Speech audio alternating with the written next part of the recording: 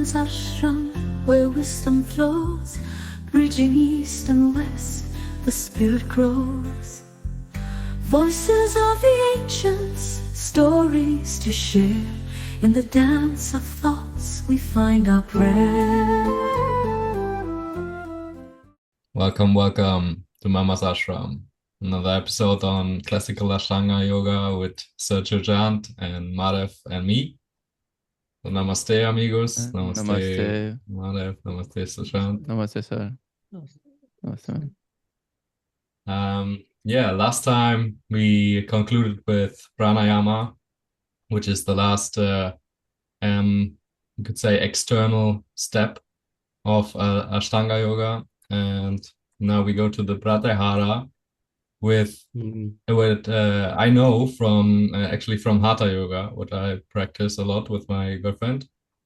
And so the first question for me would be, is this, because you said the Ashtanga Yoga is from the Vedic lineage, but there we have another tantric practice, I would say. So how this comes together, and what is Pratyahara? What does it mean in your terms, and how to practice it? Pratyahara, this is a stage. This is one of the stages of meditation.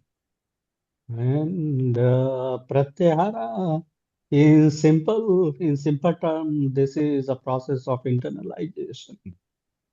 You are learning how to internalize the consciousness, or how to internalize the mind. And Pratyahara, because this is a process of meditation, and internalization happens in every yoga.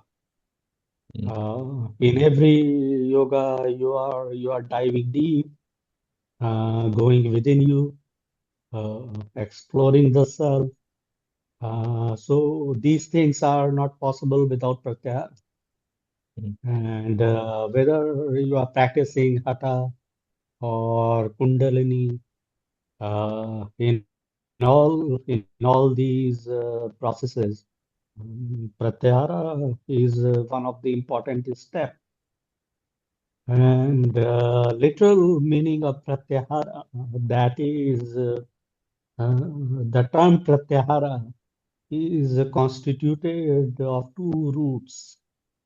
One is Prati, okay, and Prati is the prefix, and Ahara. Ahara means the food.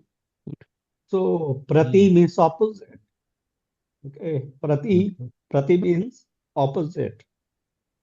Okay, and food is food. Okay, so what we do in Pratyahara, we are turning the senses opposite to their foods. Okay, Yeah. we are turning the senses opposite to their foods, because the natural tendency of the senses is to run towards their food, right? Every sense organ has got a corresponding food. Like your ear has the sound. Okay, so sound is the food of the ear. Right. Okay, nose has the smell. Okay, skin has the touch. The tongue has the taste. Okay, so and the eyes has the form. Okay, so when you are turning the senses opposite to the food, this is Pratyahara. Right. Okay, so but that alone cannot define, or this alone cannot, explain the entire process of Pratyahara. Okay. In Pratyahara, what is happening? This turning away from their corresponding object, that doesn't happen, naturally. Okay, what makes the senses to turn inward? This has to do with the dissociation of the mind from the senses. Mm. Mm. Okay, if your mind on the senses, then the senses will be, capturing the information. But the nature of the senses is that senses, follow the mind.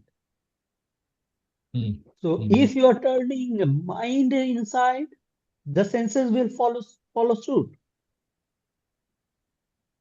Okay, Right. so in Pratyahara, what we are doing, we are dissociating the mind from the senses. So if you dissociate the mind from the senses, then the mind will become, the senses will become inert. Mm. Yeah. Like for example, you both are sitting here, okay, and I mention, okay, now feel the contact of your sitting bones with the chair. Okay, the moment I say now feel the contact point between the chair and the sitting bones, your senses got, awakened. Hmm. Yeah. Before that, although you were sitting, but your awareness, your senses were not responding with the mind. Right. So this is what Okay, we so call mind, mindfulness. yeah. Okay, so mind was not receiving that information. Mm. Okay, mind was not receiving the information that your sitting bones are touching the chair or whatever. So this association is the main technique in Pratyahara. Yeah. Hmm. So I asked this cheat as well, like our Rishikesh, our teacher, yeah, our yoga teacher, and I asked like if mindfulness and meditation, how he would like, yeah, give a clearer description of that. And it was the same. Like before that, I would associate that mindfulness and meditation is something similar, but in the Pratyahara practice, it's the total opposite, as I understand it now. Because meditation, you're going inward and you don't be mindful of what your senses receive. But using the term meditation, it has very wider, connotation. Okay. Yeah. Okay, meditation is being, contemplative. Mm. Mm. Okay, so contemplative, and there are, active meditation and passive meditation. Okay, active meditation when you are in active environment. Okay, and practicing using your awareness on different, object. But what is important in mindfulness is that dissociation too. Okay, you are hearing the sound, you, you are listening the sound, but at the same time you are dissociated. You are not going into the meaning.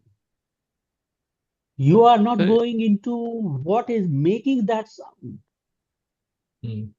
is this the You are beginning of seeing, also of neti neti meditation? This is not me. This is not. You go deeper, and you finally realize this is me, but that is actually not me. Is this what pratyahara is? The neti neti practice of meditation.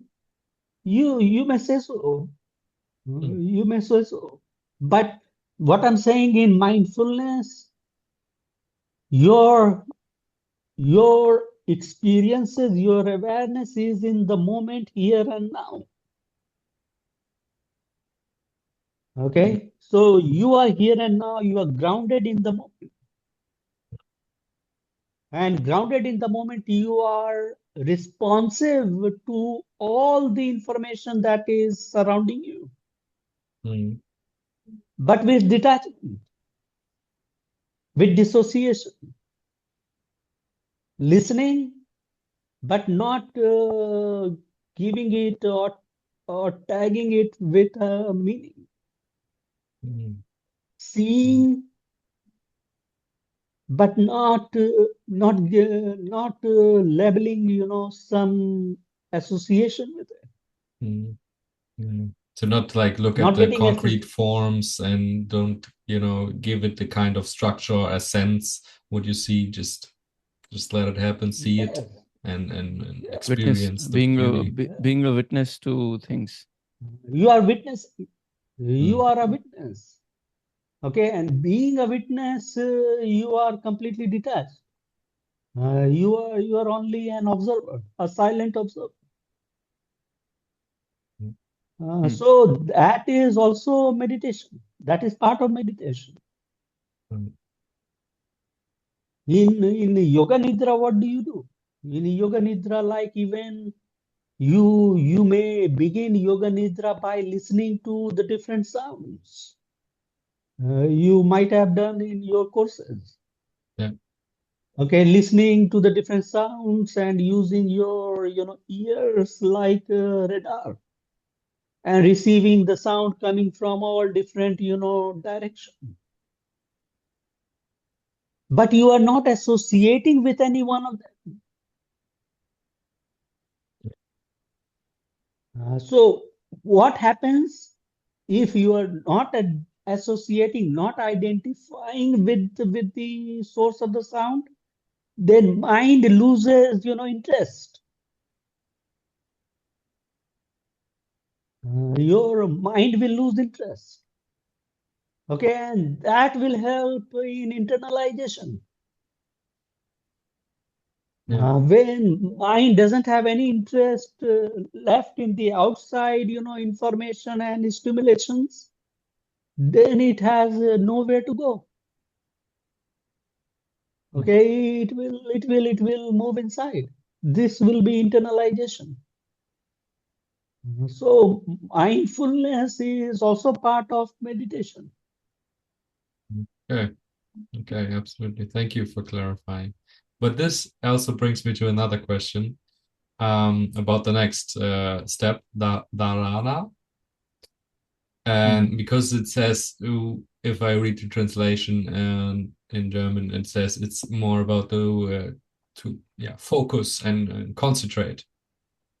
And in this, I think, or it really contradicts with Pratyahara a bit because of that. Before we were just witnessing, and now we going into concentration and focus. Could you speak on Dharana a bit? Dharana, literal, literally dharana means to hold. Okay, holding on to something. Mm. And once in Pratyahara you have internalized yourself, then you have to provide the mind a pratyay. Pratyay is the Mm. base. Okay. Mm-hmm. Okay, pratyay is the base. So for an example, like a bird on the ship, looking for the land.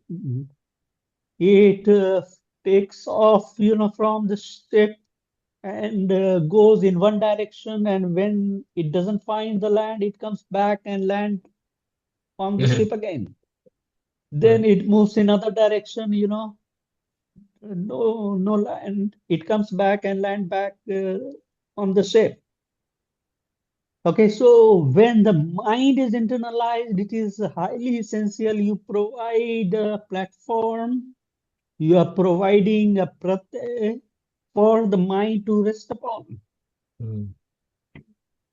Okay, and when the mind is resting on that particular object, that is transitioning into dharana.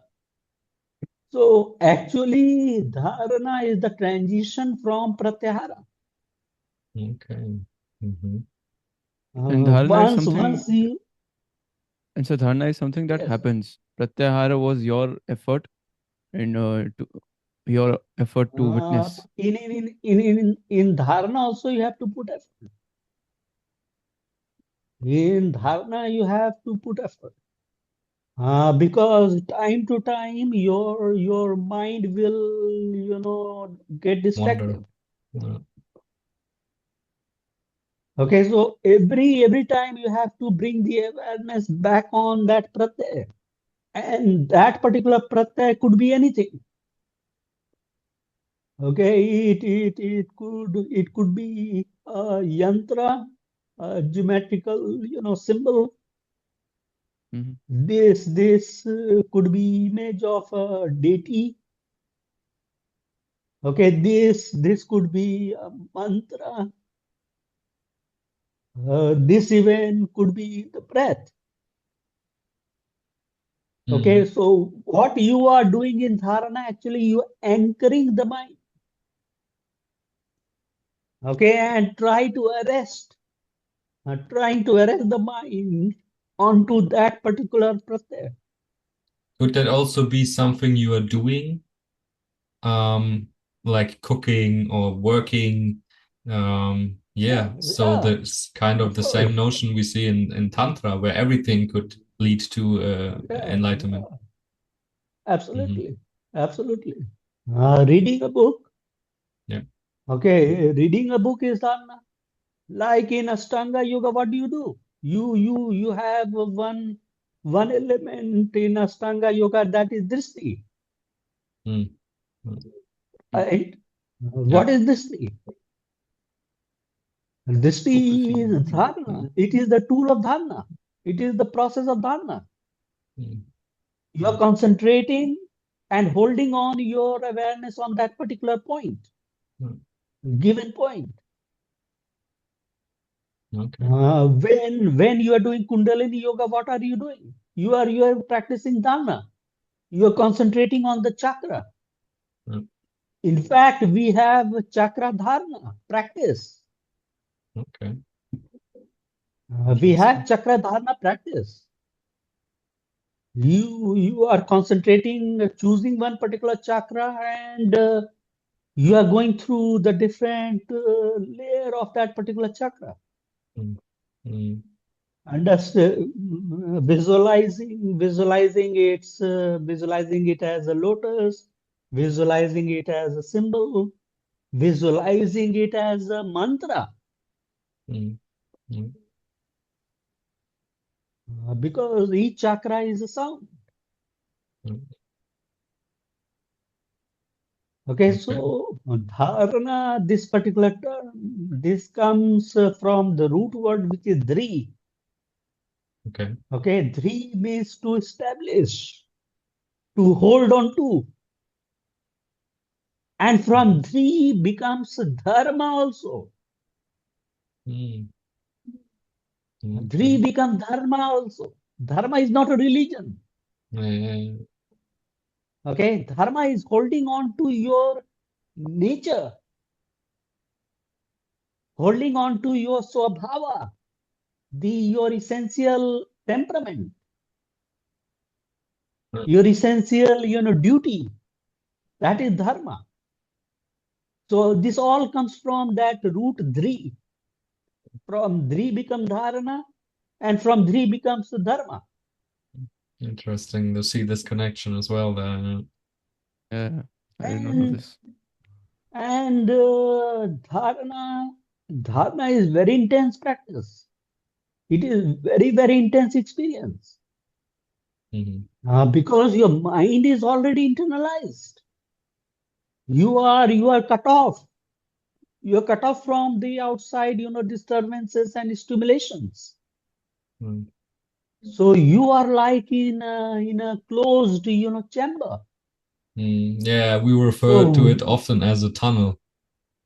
You're yeah, like in a stream Tunnel of vision. something, Yeah, like this and tunnel then vision. you're completely, enveloped. You are completely enveloped within yourself. So whatever emotion, whatever thought, whatever feeling, whatever contents or manifestations which are happening during dharana will be very, very intense. It is same like watching a movie in the theater. Okay, when you watch a movie in the theater, theater is kept, completely dark. Why? Because you don't see anything else but the picture. But if you see the same movie with the light on in the theater, it won't give you the same feeling. It won't give you the same connection. That's right. So dharana could be very, very intense, even emotionally. Lot of emotional outburst, happens during the process of dharana. Less dharana, more dharana. So dharana is opening the floodgates. Okay, so whatever is, whatever samskar or impressions manifesting and coming, bubbling up and coming to the surface, you get very intensely connected. So dissociation or detachment or dastabhav, the witnessing, attitude, this has to be maintained during the entire process of meditation. You are not supposed to, you have to see like a passing river. Okay, moving river, whatever contents are, flowing. The moment you get identified with one particular thing, then that intensity will completely envelop you.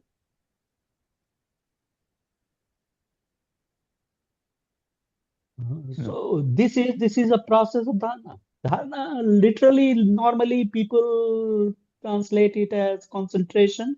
Yes, concentration is involved, but this is a very natural way of being one-pointed.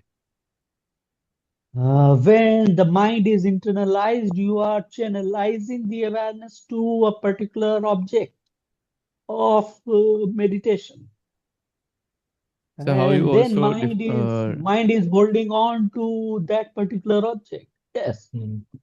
how you also defined it earlier, sir, was there is the presence of the observer, the observed, which is the object that you're observing, and observation, which is what defines dharana. And the practice that you told us was apart from tratak, which is a very common practice that you stare at the flame of the candle. There was a very interesting practice that you told us earlier that maybe you stare at your hand at first or a finger, and then you keep staring there at that particular point in space, and you take off your hand, but you're still staring into emptiness. So there's this presence of the This is Bhuchari Mudra. This Bhujari Bhuchari mudra. Mudra is also one of the techniques of dharana. You can use many different techniques. You can use many different techniques. Trataka, you are right. Trataka is one of the techniques of dharana. And you are absolutely correct that Trataka is one of the techniques of dharana. But there are many other dharana practices like ajapa jap. When you are practicing ajapa jap, you are constantly following the breath in the cyclic passage with the mantra. So you are completely absorbed into that process and you're holding on. You're holding on to the breath and the mantra. So this is again a process of dharana. And when dharana is prolonged and unfaltered, unbroken, that is when it becomes the dhyan. And that is also when Yes. when it transits when it transits, what are the elements that are changed in the observation, observer, and the observed? What all is changed? Good question. In dharana, what happens, time to time, discontinuity happens. But when that process of channeling the awareness on the object becomes steady and it becomes, unbroken, then it becomes dhyana. Hmm. So in dhyana, what is happening? You are aware of the observer, the observation, and the object at the same time. Mhm. But in both the condition, in dharana and dhyana, duality persists. And duality is there. Hmm. In dhyana also. In dhyana, you know that you are the observer, but you are the all three aspects, all three elements of the practice you are simultaneously experiencing. Hmm. Okay, the awareness of the self, watching the object, and the process and the experience. Hmm. Yeah, true. So dhyana is basically just prolonged dharana. Yes, it is dharana is transitioning into dhyana Mhm. with your repeated efforts. Okay, and in when that dhyana continues, you go deeper into dhyana, then the self disappears. Mhm. Okay, the self disappears and the The object observer. remains. Hmm. The The self observer disappears disappears. means observer merges into the observed. Hmm. This is samadhi. Yes. Yes. Yes. The final step. Absolutely. Okay, in samadhi, what is happening? Like if you're chanting the mantra Om, suppose you're chanting mantra Om for 108 times or 1,000 times continuously as a part of your mantra yoga or mantra sadhana.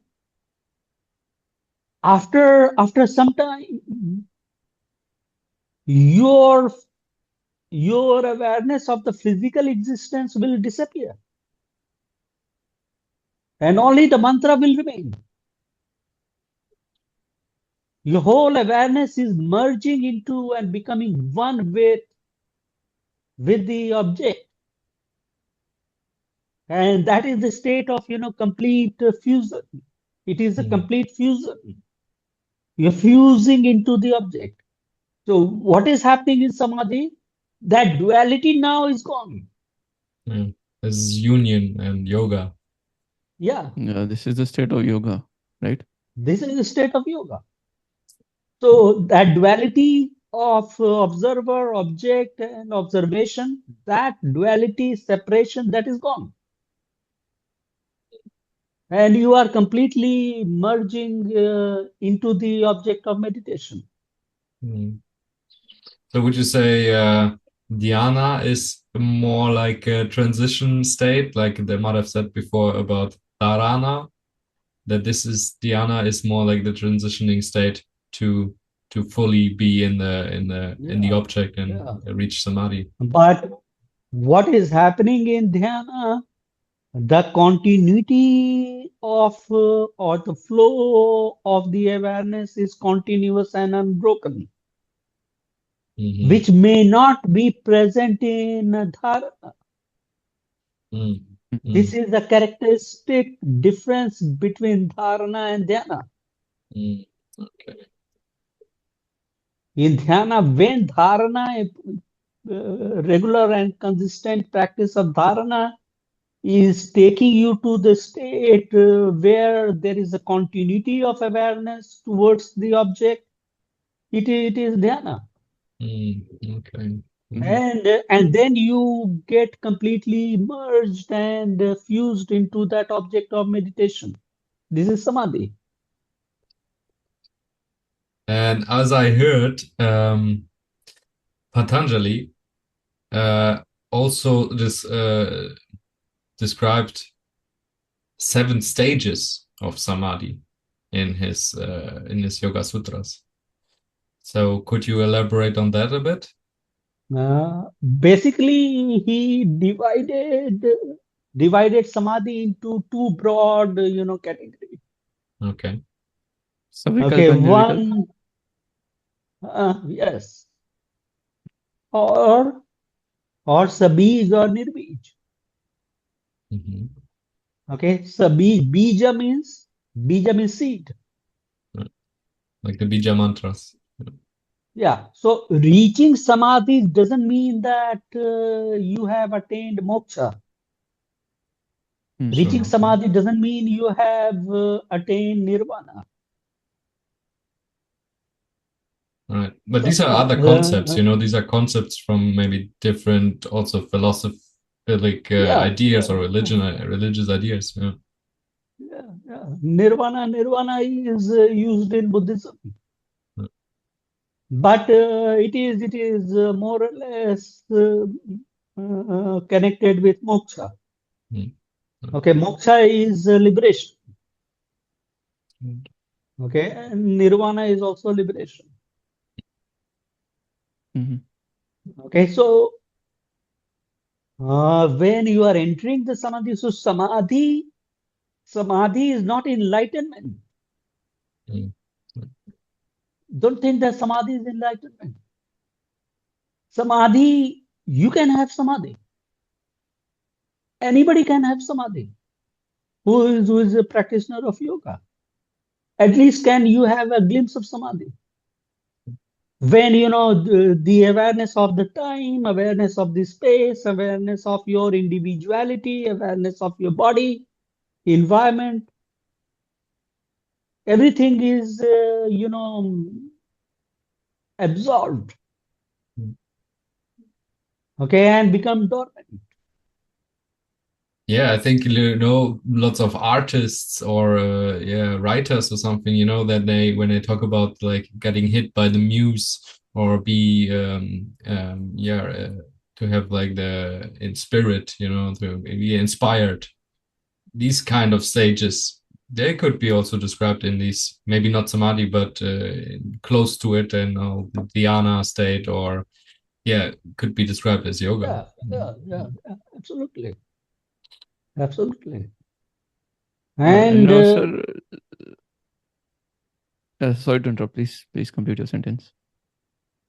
no, you So ask. yeah, I was just for the viewers, I just wanted to clarify what Nirvikalpa and Savikalpa Samadhi are. Nirvikalpa Samadhi is the state Okay, I will. where yes, I so you please do it. Please. Yes, so if I go wrong, so please point it out. That Savikalpa Yes. Samadhi is the temporary samadhi that we can go into, and Nirvikalp is the prolonged version of Savikalpa Samadhi. Is it like that? Nirvikalp, you have no option, you have no choice. Vikalpa is actually a mental process. Mhm. Okay, so when it could be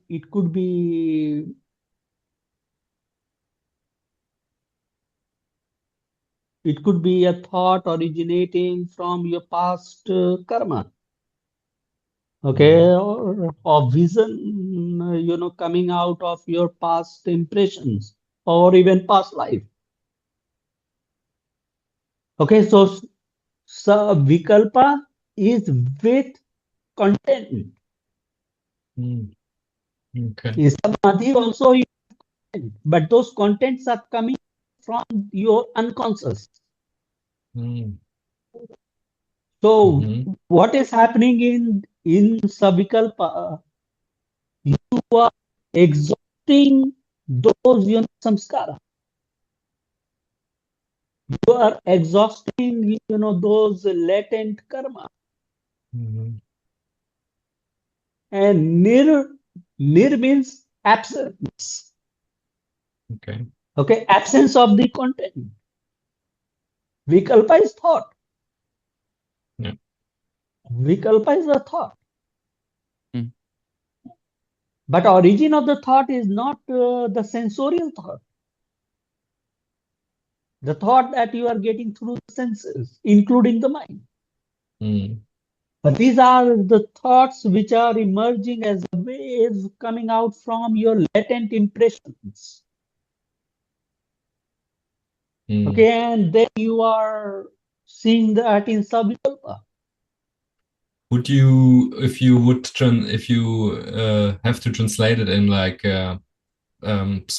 psychiatric psychology terms, would you say this is a technique where we get in touch with the subconscious, the unconscious, these kind of thoughts where we have suppressed maybe, or which are like very deeply buried in our unconscious, these kinds of things coming up in the state? Okay. Yeah. Mm-hmm. Okay, and many times people get entangled also Mm. because these impressions are so powerful.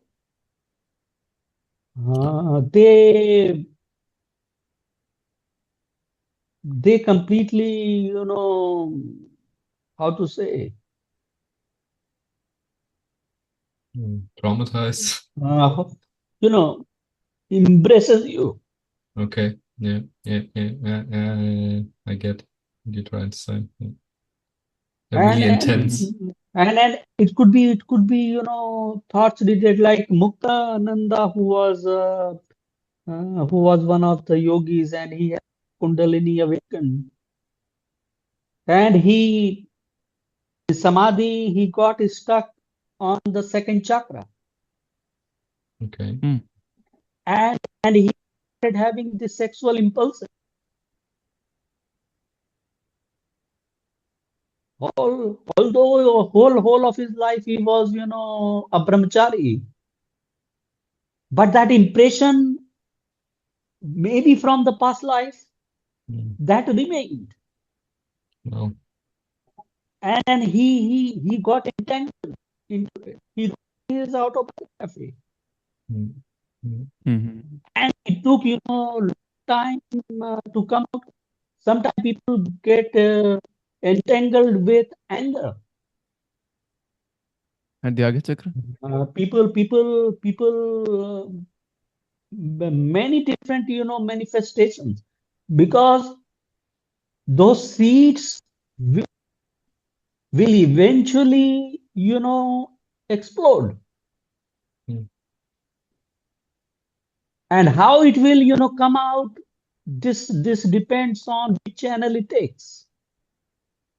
Mm. Mm. Because we do have a limitation of expression too.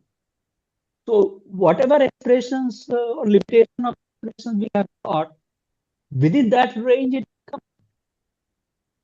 Mm. And sometimes people start behaving, very abnormally because the person gets completely disoriented.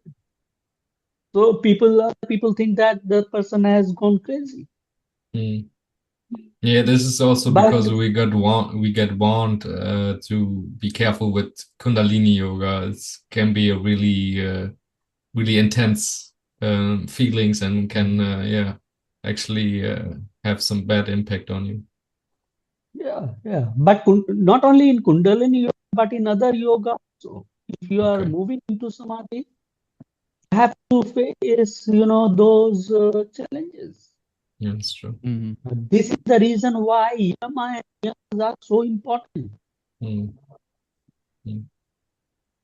That purification, that harmonization of the self is really very, very important if you are targeting or if you have this burning desire in you to experience the self. You Mm. have to go through that path. Yeah. Mm. And in some people, it could be very smooth. Yeah. I can see that. In some people, it could be very, very small. It just depends on your past impressions. How many impressions you Impression carry. and the baggage that you are carrying Yeah. for, since the time immemorial. Mhm. So Okay. baggage of the karma you have to unload gradually. So in psychotherapeutic term, it is also a process of catharsis. Mm-hmm. It Yeah. is psychic catharsis. Right. You are unloading, what you have already loaded with. Hmm. Mm. And in Nirvikalpa, then you transcend. You are transcending after exhausting the impression. Mm. So Okay. once you are reaching Nirvikalpa Samadhi, then there is no coming back. Okay. But when, as long as you are in the cycle of Savikalpa Samadhi, you come back. Mm. So the last samadhi is then associated Nirvikalpa Samadhi. with yeah, with nirvana or moksha. Yeah, then in that Samadhi, because you have exhausted your karma, Yeah. then you're free from the cycle of the karma. Mm. You lead your life. You lead your life, but you are not bound by the karma, Mm. because all our actions are, guided by cause and effect. Mm. Absolutely. Yeah, So, we person covered. reaching Nirvikalpa Samadhi is transcending that too, in the sense that your behavior becomes very spontaneous. Mm. Mm. That's what it's all about. To enjoy and be in the moment, and you can be spontaneous, because Yes. you're yeah, internalize the yamas, the niyamas. You're kind of in a yeah, you Yeah, get and rid and of the and karma, your and you're pure. and your mind is completely transparent like a crystal. Mm. Okay, you can see through. No, no vritti. Yeah. That's the point. Okay, and you are always connected with the self. So you're seeing through the eyes of the self. You are seeing the world through the eyes of your soul, your spirit. So everything is you develop equanimity in your nature. Okay, whether it is hot or cold, you don't complain. You become more accepting. You become more detached. Detachment is acceptance. Absolutely. Detachment is unconditional acceptance. Yeah, like me, Madhev, and another friend, we figured out in when we were in Rishikesh, when we talked about your classes, philosophy classes, and also other classes in the evening, we like, yeah, had this conversation where we like kind of defined what awareness, what acceptance brings us in life, and also witnessing. So we would say awareness is so you enjoy more. So because we can, there's always something we can enjoy. Just be that we are breathing, that we are alive. This is something where you get the joy out of life.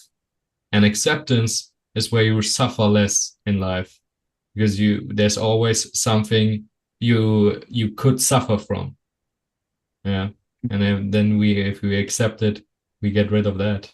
And Matt, if you want And to then talk about witnessing, yeah. yeah, and then there was a Yes. final step. So we used to call this the awe method. First, we become more aware, then we become more accepting, and then we come to finally come to witnessing. We become the witness, And this was the final step for us, witnessing. But here today, I think, Malte, we have added a few more steps, because witnessing was Pratyahara. And after Pratyahara, we have a long way to go into Nirvikalpa Samadhi. So we have to maybe evolve the awe method of awareness, acceptance, and witnessing. But when you are studying and practicing Raja Yoga, the process of practicing of witnessing starts right from the beginning. You Yeah. are Okay. mindful. Yeah. Okay, you are mindful of your action. How come you can perform ahimsa? How You gotta be come you good can enough. perform satya? Yeah. Being Mhm. you become and that mindfulness, continues. True, true. Yeah. Yeah, it's the first and the And last step somehow. Yeah. Mhm. reaching that Nirvikalpa Samadhi or Nirbija Samadhi, use the word Sabija Nirbija because that is easier for other people to understand also. Yeah. Bija is the Mm. seed. So you still have the seed in your unconscious, which is, sprouting and coming to the surface. And that seed you have been carrying from your past. Mm. So Okay. that is a bija with seed. So samadhi with, impression and seed. Mm. And nirbija is without. So once you are reaching nirbija, you are moving beyond the karmic cycle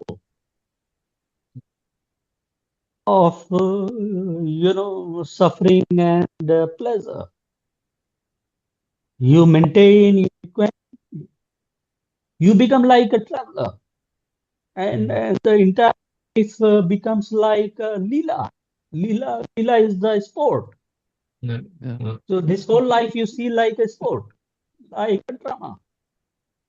Mm. Beautiful. Okay, and then you are like a traveler traveling and enjoying being in the moment. Mm. The There is wandering no fool desire, we yeah, see no in the desire tarot, for left. example. Yeah. So even there is no desire, you become desireless. So when you become desireless, you become, completely fulfilled.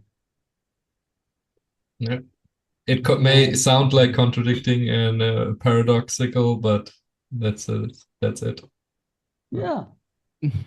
Because if there is no desire, it is the state of fulfillment. If you are in the state of fulfillment, how come desire can come to you? Right. You need nothing. All You of are this just to only, feel fulfilled. you are only sustaining the body. What food is being offered to you, it is good food or not so good food, tasty or not tasty. This doesn't bother you. You Right. accept. You Mm. accept both with the same humility.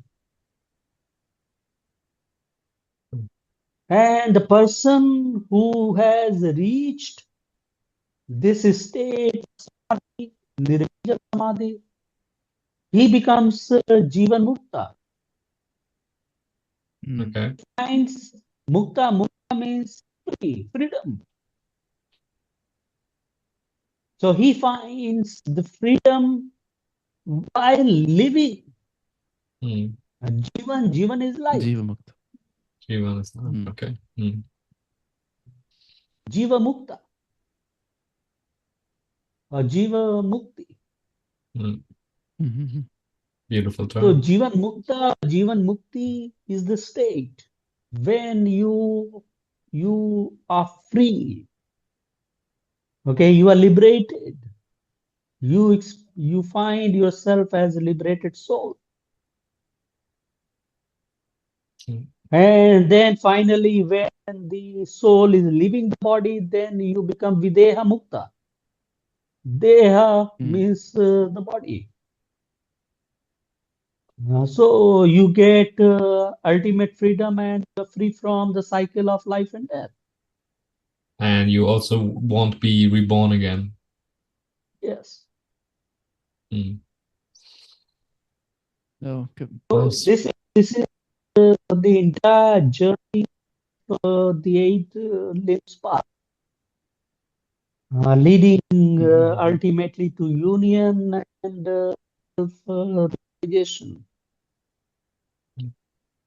Wow. which is experienced in the state of Nirvikalpa Samadhi. Right. Wow. Beautiful. Yeah. Yeah. This is This was a was nice journey. Ashtanga Yoga. Yeah. Yeah. That is